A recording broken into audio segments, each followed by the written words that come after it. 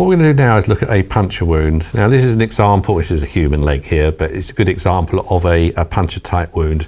Now this type of thing here could be something like a bullet wound, but also it could be, you know, a very serious bite or something like that, or where something's shot in, maybe they got impaled on an object and you've then got an actual hole on there.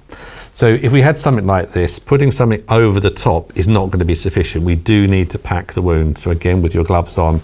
Now with this, you can use any of these sizes. This is Z-Fold WoundClot. This is the larger size. It's 8 by 100 centimeters. When we say Z-Fold, it's literally that. So, you know, it does come out in a Z format.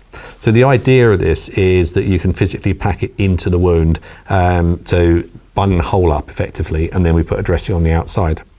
Now, if you're using the smaller sizes, you can again pack those straight in, no problem with that at all. So the first part here, you'll see it's a little folded over part, just to show you the end where you start. But also, if you've got a hole inside, it's important that as you're pushing it through, you've got some kind of padding on the end, because if you're pushing your finger straight in, and it is something like an impaled object that's broken the bone or a bullet wound, as you push a gloved finger into the wound, then potentially you're going to get one of those bone fragments come through and cut your finger. So you're effectively injecting blood into your body, which is not a good thing.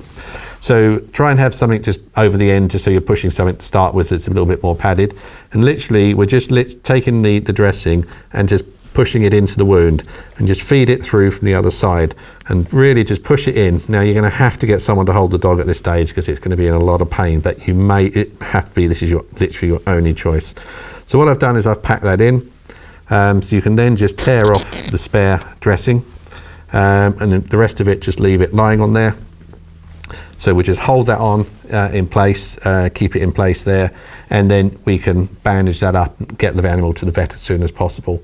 So if there is somebody else there, or you get a chance to do it, you know, see if you can get a photo to start with. So it's always a good idea that vet can see what the actual injury is and what you've done. But obviously it's just going to be quite a serious cut here, and they're probably going to have to, do real good, clever checks on it and treat it properly. But at least they have got a picture that would show them what it looked like before you packed. It's not essential. It's just if it's possible. As that's reacting with the blood, the gel-like plug will be filling the hole in. The product will be absorbing the blood and reacting, and it will just be turning into this gel-like plug inside the body.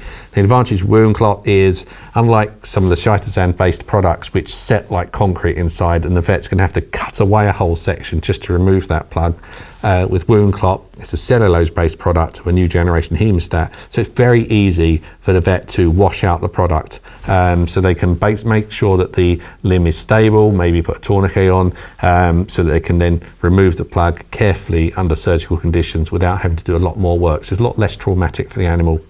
So when you're dealing with packing wounds like this is gory. You might watch this and think, oh, I never could do that. Well, this sort of thing could save your animal's life in an emergency.